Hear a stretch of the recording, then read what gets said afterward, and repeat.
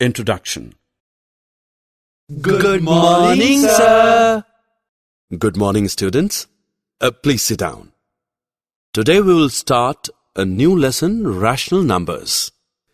You will know how rational numbers are the numbers of everyday arithmetic and why are they called rational. So let us start a lesson. Objectives. At the end of this lesson, you'll be able to distinguish between natural numbers, whole numbers, and integers. Define rational numbers. Learn the addition, subtraction, multiplication, and division of rational numbers. Discuss the role of 0 and 1 for rational numbers. Explain additive inverse and multiplicative inverse of rational numbers. Find rational numbers between any two given rational numbers. Whole numbers are simply the numbers 0, 1, 2, 3, 4, 5, and so on. There are no fractions. Natural numbers are the positive whole numbers except 0. Integers are like whole numbers, but they also include negative numbers. So integers can be positive, negative, and 0. Students, what about 1 by 2? Is it a whole number, natural number, or an integer? You can see 1 by 2 lies between 0 and 1. We call it a rational number. Come along to know more.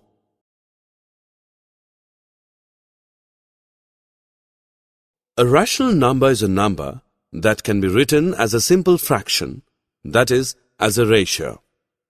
So, a rational number looks like this, that is, P upon Q. Remember, Q cannot be equal to 0. Can you tell which of these numbers are rational? Yes, all of them are rational. So, rational numbers are simply the numbers of arithmetic. Sometimes the rational number can be like that. Do you think that it is in simplified form? No, it can be further simplified. But how? Here we can divide the numerator and denominator by 5 to get 3 by 5. This is the simplest form. So students, remember we can simplify the fraction by dividing the numerator and denominator by a common factor. How to add rational numbers? Hey, it's easy. Before we add, keep in mind the rational numbers should have the same bottom number, that is, both the rational numbers must have common denominator. The easiest way to do this is to multiply both parts of each number by the bottom part of the other. Here is an example of addition. We will add 5 by 4 and 1 by 4. See, the denominators are already the same. Now add the numerators and put the answer over the same denominator.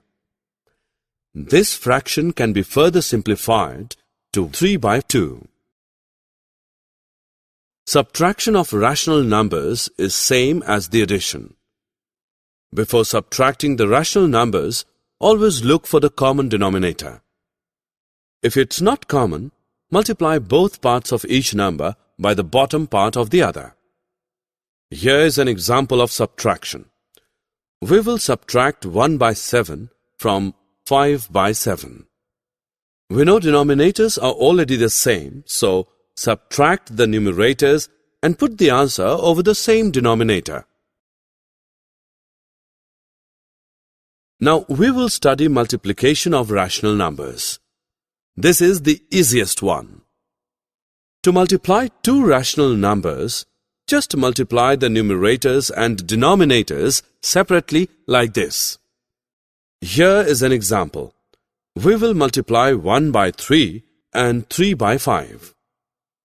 First of all, we will multiply the numerators. Now we will multiply the denominators. Now this fraction can be further simplified to 1 by 5. Division of rational numbers is again very simple thing to do. First of all, flip the second number over and make it a denominator. After that, do a simple multiplication. Here is an example. We will divide 1 by 4 and 1 by 6. Now we will turn the second fraction upside down so that it becomes a reciprocal. Multiply the first fraction by that reciprocal. This fraction can be further simplified to 3 by 2.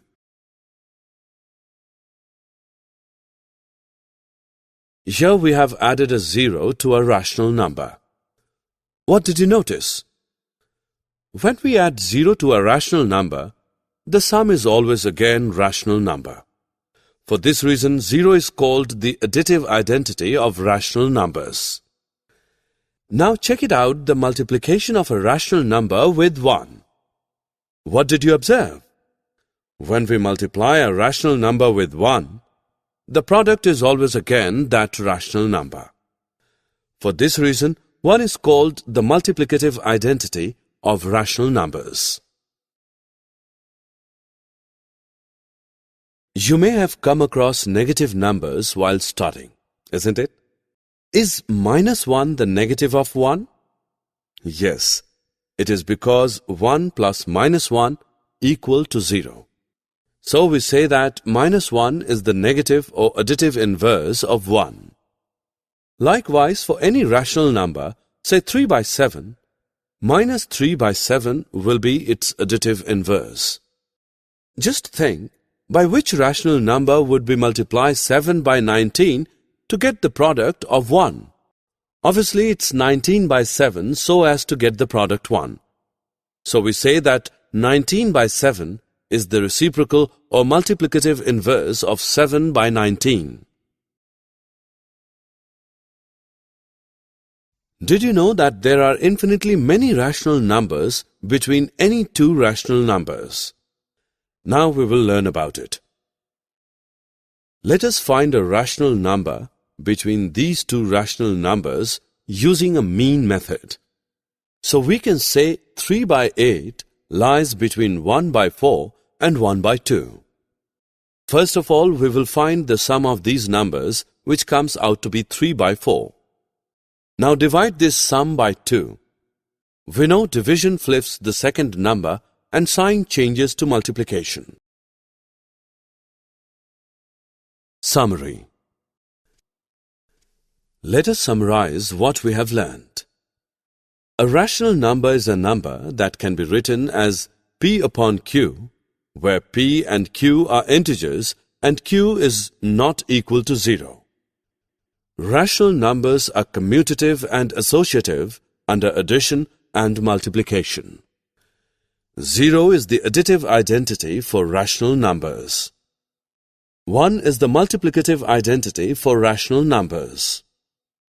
The additive inverse of P upon Q is minus P upon Q and vice versa. The reciprocal or multiplicative inverse of P upon Q is A upon B if P upon Q into A upon B is equal to 1. For all rational numbers A, B and C, A into B plus C is equal to AB plus BC and A into B minus C is equal to AB minus BC is known as the distributive property. Rational numbers between two given rational numbers can be found out using the idea of mean.